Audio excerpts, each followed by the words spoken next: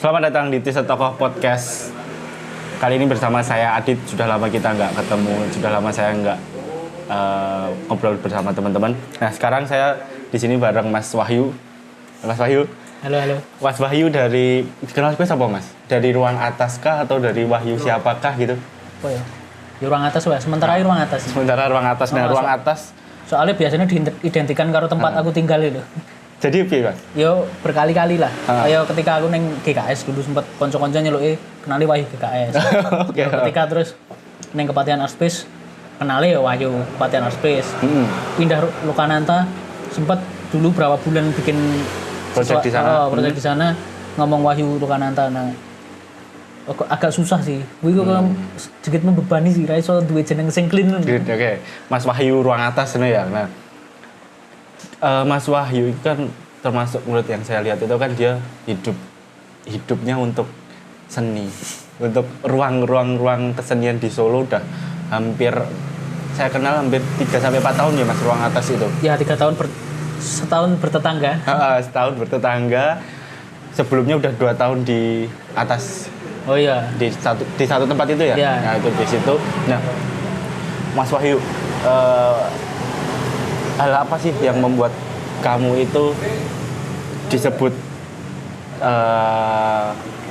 yang punya apa pameran juga enggak, maksudnya gitu, disebut kolektor juga enggak, setengah-setengah sih Mas.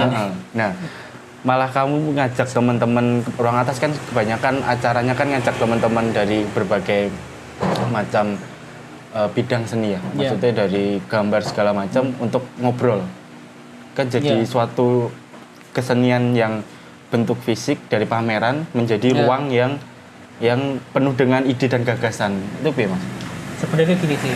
Maksudnya yang ini alasan yang paling personal itu aku masuk Solo itu 2008. Ruang seni yang tak kunjungi pertama itu Taman Budaya. Itu waktu TPS. Iya 2008 masuk SMA 41. Nah, waktu itu tak lihat bahwa wah ruang seni itu seperti ini. Ya megah, pendoponya gede, galerinya gede, lampu spotnya nyorot indah. Ruang dalam artian fisik ya? Iya, ruang fisik dan pola apresiasinya seperti itu. Nah, dari situ kan kebentuk nih. Terus aku datangnya ke bentuk-bentuk pameran yang seperti itu. Terus mulai 2009 aku masuk kelas 2 itu kenal beberapa teman-teman isi Solo. Waktu itu markasnya di Kepatihan Arspace karena kampus Seni Murni isi letaknya di baratnya SMKI dan cukup terisolir bukan seperti kampus ini ya? Kok SD Mas? SD. Iya, jadi secara lokasi itu beda dengan kampus utama. Jadi sengaja dipindahkan kayaknya. Nah, karena kampusnya terisolir terus hubungannya dekat gitu. Saya sering main ke sana terus SMA ketemu mahasiswa prosol luwih keren gitu bang konco-konco liyane. Tadi ya jadi agak nggak nyambung sama teman-teman seangkatan. Nah dari situ kenal apa sih itu komunitas. Nah dari SMA mulai bikin namanya komunitas seni rupa sentimeter itu angkatan sih. Karena kumpulannya satu angkatan tapi kumpulnya sama anak-anak kuliahan. Ya kita memberanikan diri bikin apa yang anak kuliahan bikin pada waktu itu. Yang paling sering dilihat adalah pameran ya. Karena kan waktu itu kita ngelihat pameran kayak oh ini puncak dari proses apresiasi dan produksi karya gitu. Nah ternyata semakin kesini itu kayak nemu apa ya, bukan titik jenuh sih tapi kayak sudut pandang lain untuk melihat sebenarnya apa sih seni.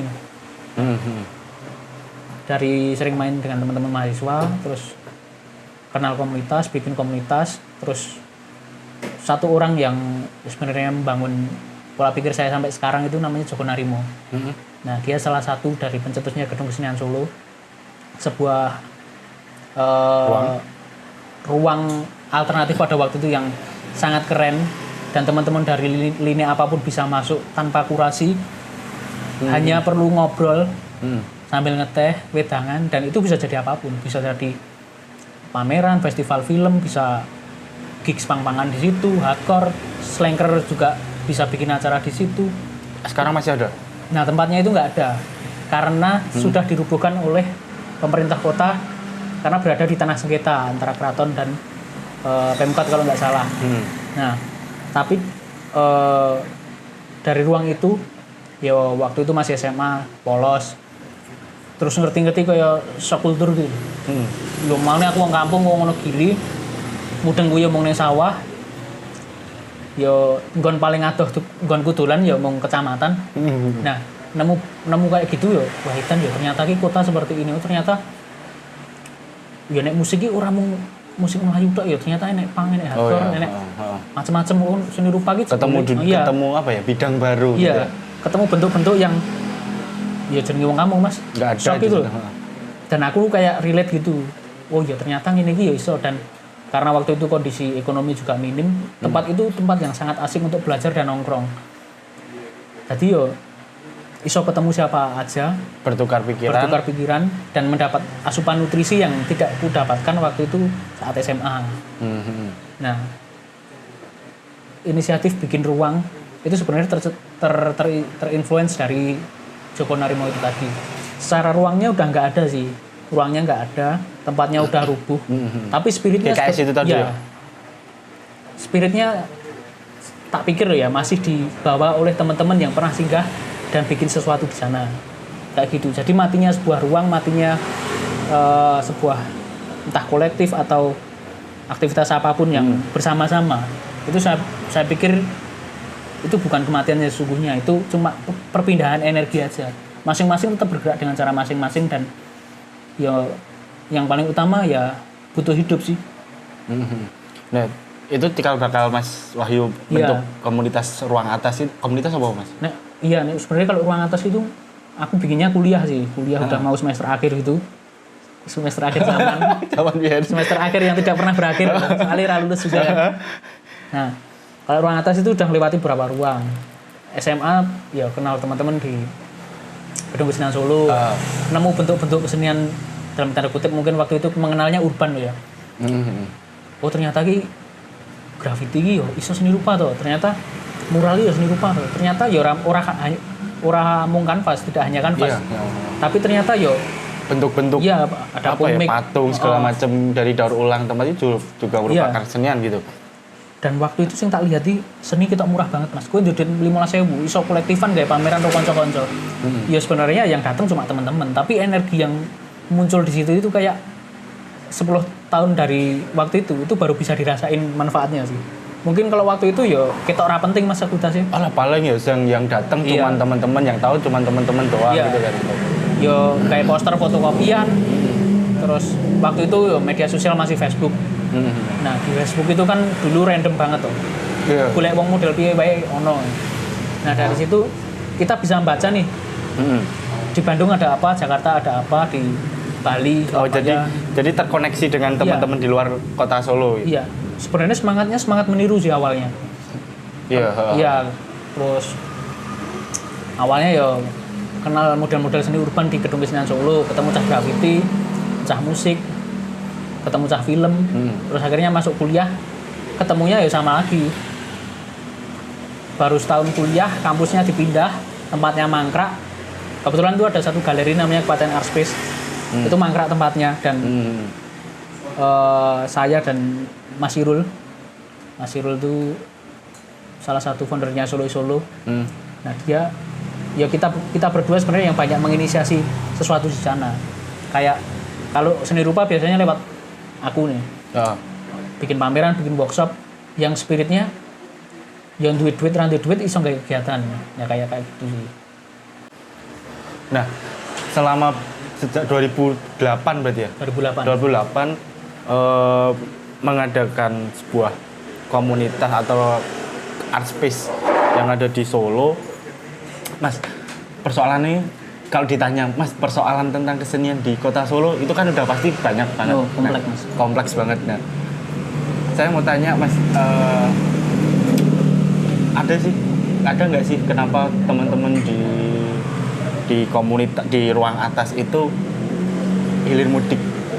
Ada yang datang, terus ada yang pergi. Aku lihat kan teman-teman dari ruang atas kan, yang saya sebagai orang di luar ruang atas ya, itu orang yang konsisten hanya beberapa.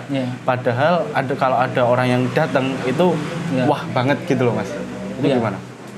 Ya kita sama-sama tahu ya, setiap perayaan pasti akan selalu banyak yang datang gitu. Dalam proses-proses yang sifatnya lebih ke dapur gitu pasti hanya beberapa orang yang mau terlibat. Persiapan segala macam itu. Menurutku itu hal yang sangat lumrah dan kalau aku sih nganggap sekarang wajar. Mungkin pada waktu awal-awal kuliah atau awal bikin komunitas waktu SMA itu mikirnya ya semua anggota harus bergerak, semua anggota porsinya harus sama. Ternyata nggak bisa kayak gitu. Dan apa ya itu kayak masing-masing orang itu punya influennya masing-masing kok dan punya kebutuhan dan prioritasnya sendiri-sendiri. Iya. Jadi kayak yang pukul rata itu nggak bisa. Nah di titik sekarang itu kalau ditanya sebenarnya ruang atas sih manajemen ini gitu. Karena kita kan yo sebenarnya galeri siluman sih kita nyebutnya ruang siluman itu. Nek agak kerennya kita nyebutnya portable space jadi tempat yang berpindah-pindah ya. Sebenarnya kan jatuhnya lebih ke inisiatif. Kalau teman-teman Jakarta bikin ruang rupa. Nah, mereka awal-awal membangun ruang rupa itu mereka menyebutnya bukan art gallery atau art room, tapi mereka menyebut diri mereka adalah artis inisiatif. Ini hal yang sangat menarik gitu. Karena ruang-ruang yang hadir di Solo itu awal-awalnya rata-rata yang bikin adalah seniman. Padahal sebenarnya ruang seni yang baik itu ya seniman porsinya seniman, manajemen kesenian ya. Ya, maksudnya timnya itu terbagi. Sedangkan di Solo kan jadi satu. Seniman. Iya, kayaknya seniman kan juga membuka.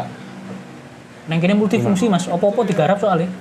Itu tak pikir juga maksudnya bukan salahnya kita hari ini, tapi itu ada efek dari generasi di atas kita 10 tahun atau 20 tahun lalu gitu. Karena kita belum terbangun infrastrukturnya. Aku menyebutnya Solo itu generasinya selalu putus, terutama di seni rupa loh ya. Makanya nggak di seni rupa juga sih sebenarnya semua. Generasinya putus. Terus? Nah, ada dan aku juga nyoba neliti Mas. Riset. Tapi risetnya bukan riset yang terlalu serius. Risetnya lebih kayak ngamatin kehidupan seniman Solo itu kayak gimana sih. Ketika aku bisa seniman yang muda atau seniman yang tua?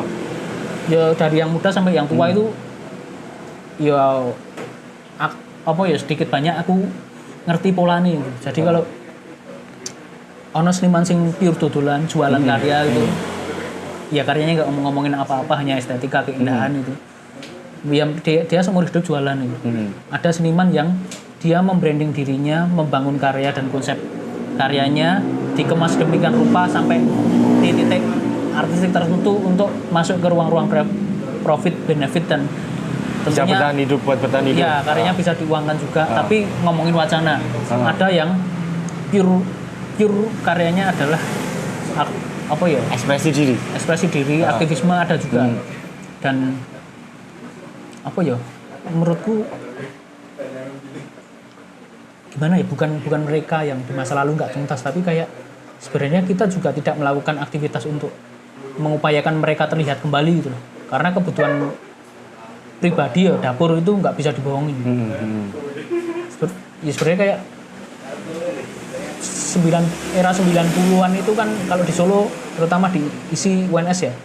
Itu banyak kolektif yang sebenarnya sangat progresif. Ketika di Jogja ada Taring Padi gitu. Di sini sebenarnya juga ada kayak kelompok Zina itu. Ada DJ Wiono, terus ada siapa? Saifuddin Hafiz, ada Koiri yang dia ngomongin soal politik gitu. Tapi begitu politik reda, nah mereka kayak kehabisan energi gitu. Ya wis lah gitu ya. Iya. Padahal kayak kita ngomongin Taring Padi nih. Mungkin setelah 98 era politik udah mulai redup.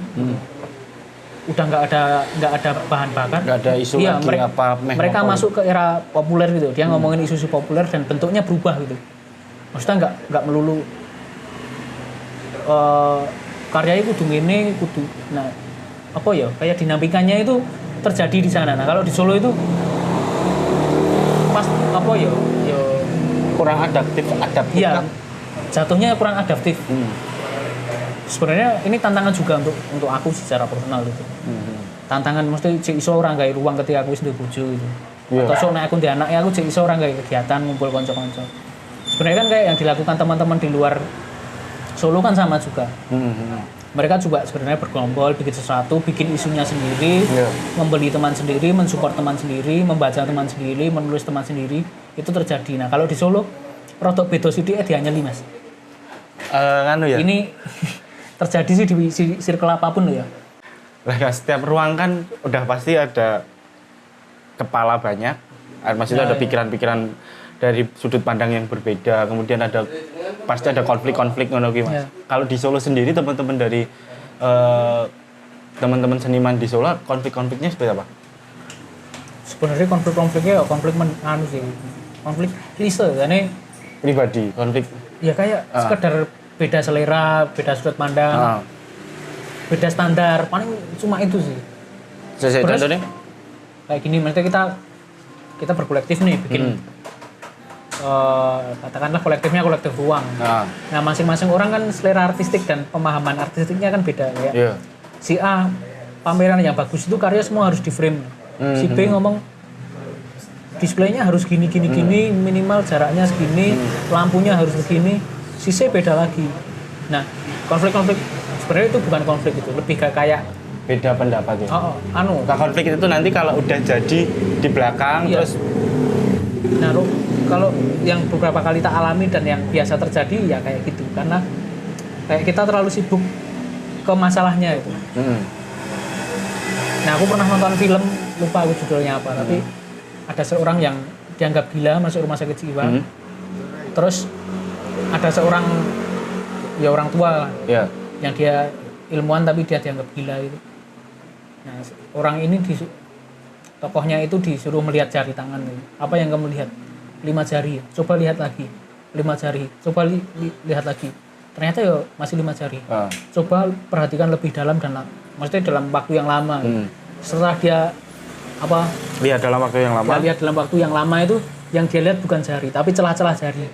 Dan jari-jari ini jadi hilang. Kalau orang melihat satu objek secara intent gitu, nah ini justru jadi hilang.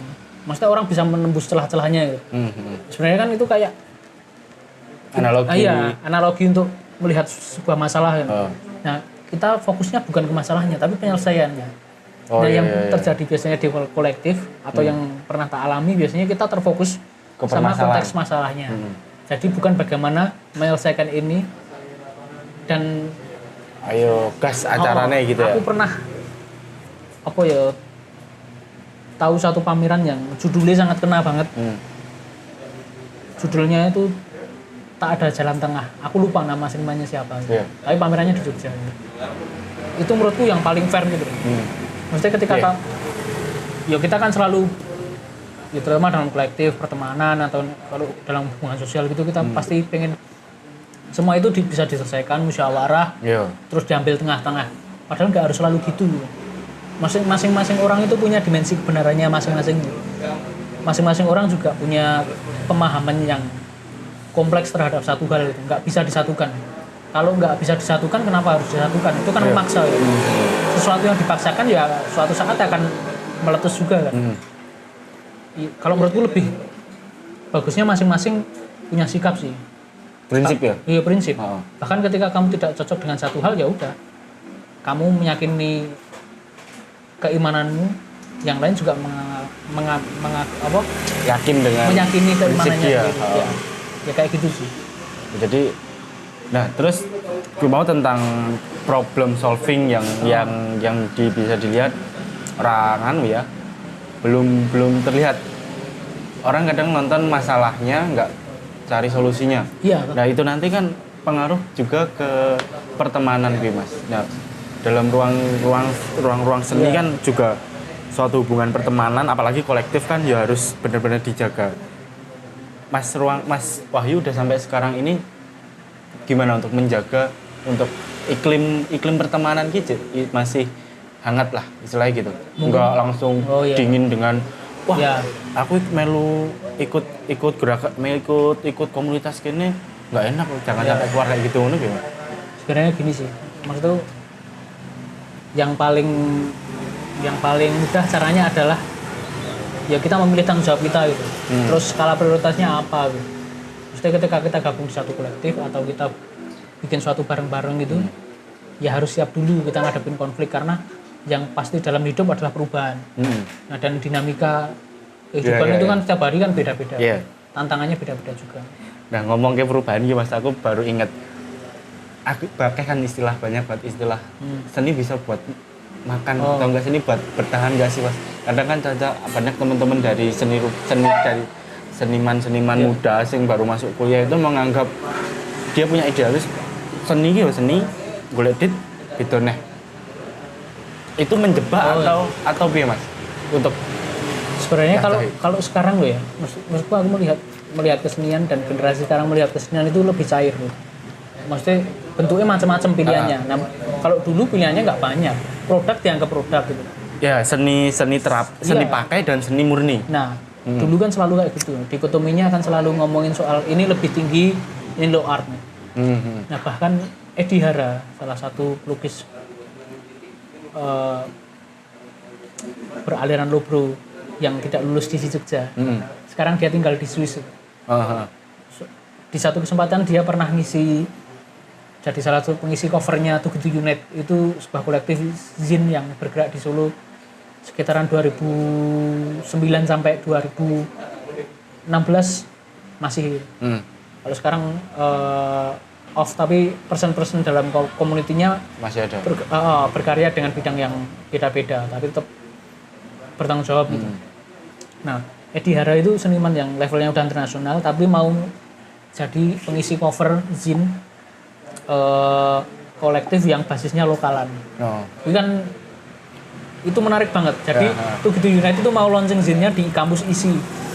Biasanya kan dia pamernya di ruang-ruang alternatif gitu ya, di kontrakan, di kos-kosan atau di car free day, di tempat-tempat yang tidak lazim.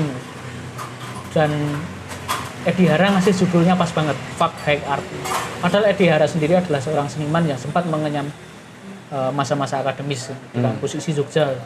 Nah, di satu kesempatan dia bikin Fuck High Art. Padahal dia secara personal karyanya juga tampil di galeri. Ada apa sih dengan Fuck High Art? Ini kan sebenarnya kayak parodi gitu, kayak Edi Hara pengen ngomongin sesuatu yang relate dengan kita hari ini. Dan waktu itu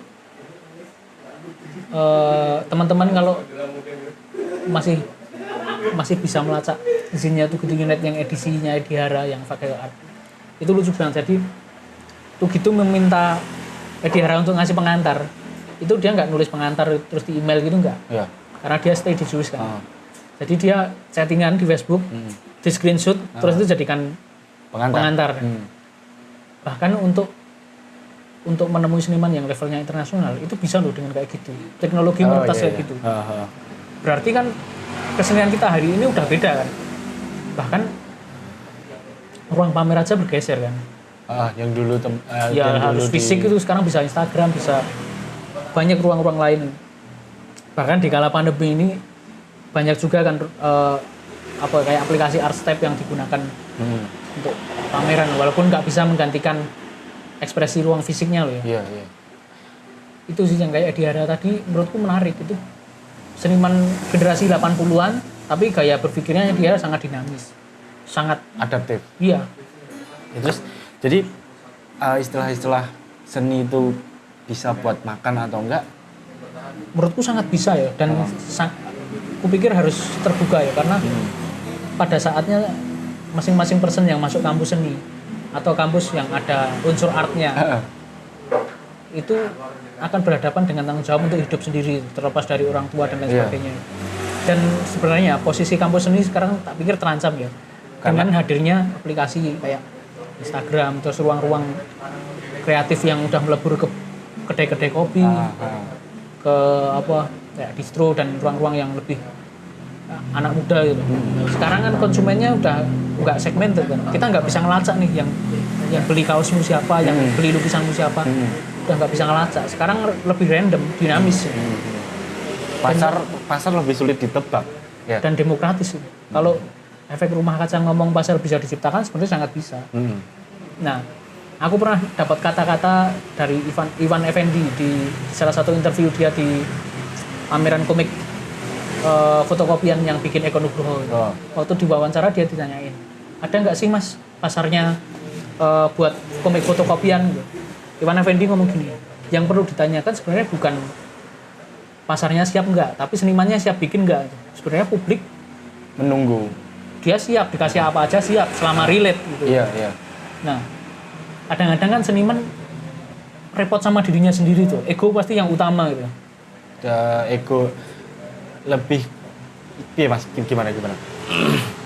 Nah, Ego yang Yo. utamai istilahnya aku nggarap ya wis tak senengku gitu iya, atau piye? gini sih. Ya mungkin nggak semua sih, nggak semua orang yang masuk ke seni rupa itu tujuannya adalah untuk jadi seniman gitu. Tapi kan tujuan orang berkarya itu pasti aktualisasi diri kan. Iya. Kayak Aku lo eneng gitu. Ya, Aku lo iya. karya gitu. Sebenarnya kan eksistensi kan orang bikin karya itu. Karya kan kayak kita mengejawantahkan yang semula abstrak menjadi bentuk, yang semula fiksi menjadi nyata gitu. Apa yang ada di pikiran kita, aku pengen kalian itu juga Ya. mengapresiasi dan menganggap aku itu ada gitu. Iya, kalau sekarang yo apa pertanyaannya mau lali ya? Lebih ke nganu sih Mas, ke tadi yang tentang pasar yang bisa diciptakan tadi atau enggak? Oh, kesiapan itu. Kesiapan Iya, pasar. Pertanyaannya sebenarnya bukan Seniman itu, seniman ki jane kowe nggawe yo, pasar Iya. itu udah ada gitu. Iya, tinggal senimannya dia mau nggak menjemput pasarnya.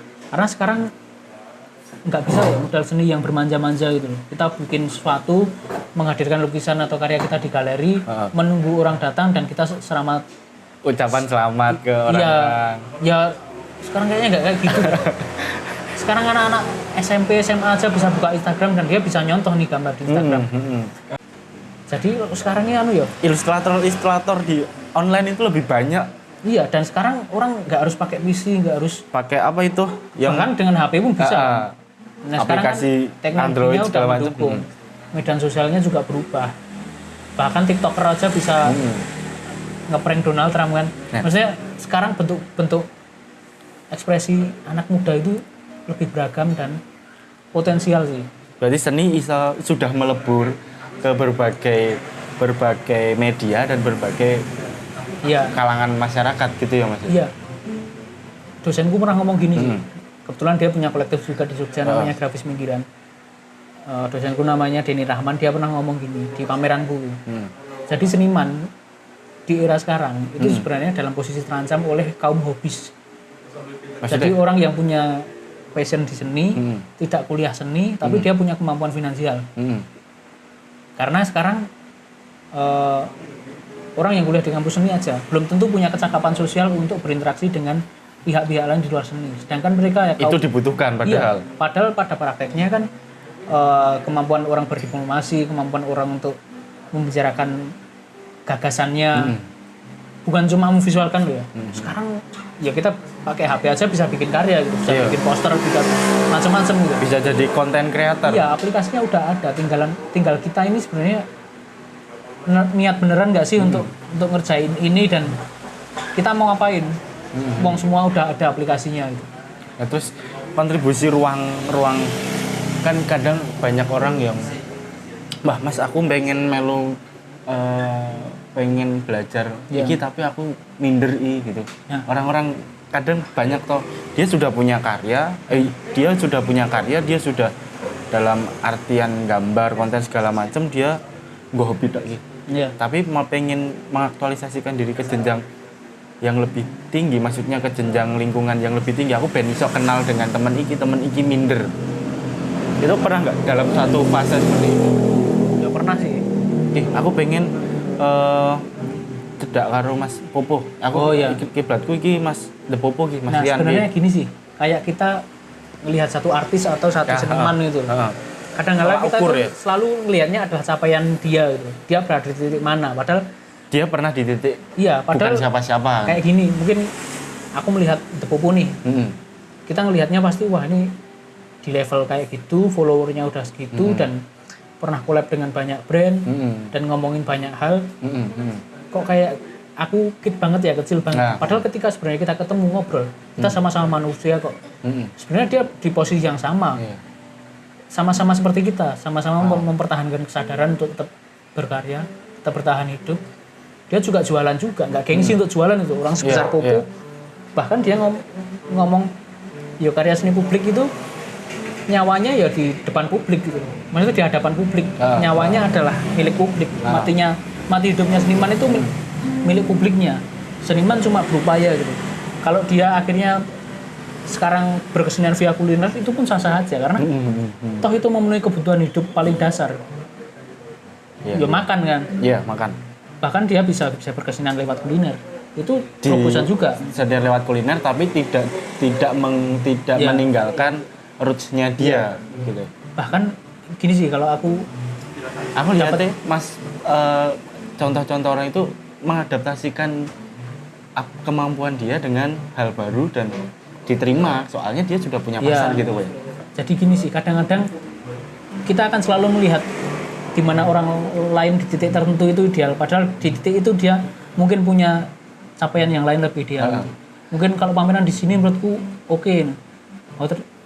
Ternyata orang ya pernah ngalamin pameran di situ biasa aja. Nah, kenapa aku bikin ruang atas? Karena aku pernah ngalamin kayak gini nih. Dulu awal-awal kuliah beberapa kali nyoba untuk pameran submit ke pameran di Galeri Nasional atau ruang-ruang yang profit itu yang keren lah pada waktu itu dan berhasil lolos pameran nasional di Galeri Nasional. Nah, dapat 10 tiket dan akomodasi untuk hadir di Jakarta di pembukaan untuk ngajak 10 orang, tiket pesawat PP pulang pergi untuk dibayarin 10 orang. Jadi masing-masing seniman bisa ngajak 5 orang. Nah, aku sama temanku kebetulan 2 orang lolos itu. Nah, aku ngajak 5 orang, temanku ngajak 5 orang. Di titik itu kayak aku hadir di pameran yang gede yang ada sponsor plat merahnya gitu. Tapi aku hadir di pameran itu kayak nggak memiliki pamerannya. Kayak aku asing gitu. Iya. Aku karyaku bisa dipajang di sini, tapi teman-teman yang lain ini dia cuma jadi penonton. Nah, itu kayak ternyata ini bukan puncak yang aku pinginin gitu. Kayaknya kalau kita bersama-sama bikin sesuatu, ngobrolin sesuatu dan menyelesaikan masalah bersama justru itu yang lebih bisa bikin aku untuk bertahan sih. Tetap aku senangnya dapat, bergunanya juga dikit-dikit dapat. Kayak gitu. Pertemanannya juga dapat. Jadi kayak capaian kita di titik tertentu itu bukan tolak ukur ya menurutku. Proses ya. Iya, bahkan justru sebenarnya yang paling nikmat itu prosesnya. Iya, kalau kita di titik klimaks kan ya pulang bentar aja kan. Dan kita juga nggak tahu titik klimaksnya kita itu di mana sebelum kita merasakan di posisi itu ya Mas ya. Iya, temanku pernah ngomong gini sih. Sebenarnya kematian seseorang itu bukan ketika jasad roh terlepas dari jasadnya, tapi ketika kita diabaikan itu. Nah, selama kita belum diabaikan atau seandainya ada seorang tokoh meninggal itu, tapi namanya katakanlah Gus Dur ya, tapi kan spiritnya masih ada di hati banyak orang, di pikiran banyak orang. Dia akan benar-benar mati ketika spiritnya udah nggak ada gitu mungkin. Nah, seperti itu. Sebenarnya karya seni yang baik kan kayak gitu kan, yang melebur dalam tindakan dan perbuatan gitu. Bukan cuma benda. Nah, hari ini kita banyak memproduksi benda, memproduksi makna, tapi kadang-kadang tidak beririsan dengan hidup kita hari ini. Tidak beririsan dengan problem beririsan dengan lingkungan sekitar gitu ya. Kadang ada gap jauh antara karya yang kita buat dengan sekitar. Jadi sekitar nggak mau menerima, susah menerima gitu. Ya kadang-kala karena gini sih. Sebenarnya apa yang kita omongin itu juga mewakili pendapat orang lain. Kita mengalami hal yang sama, cuma porsinya beda. Cuman kadang orang nggak bisa ngomongin itu. Nah,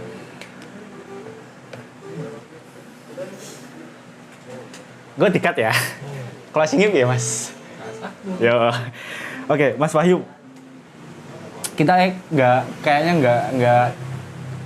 belum sampai pada titik panasnya obrolan kita, tapi kita sama mas-mas kameramennya udah disuruh stop.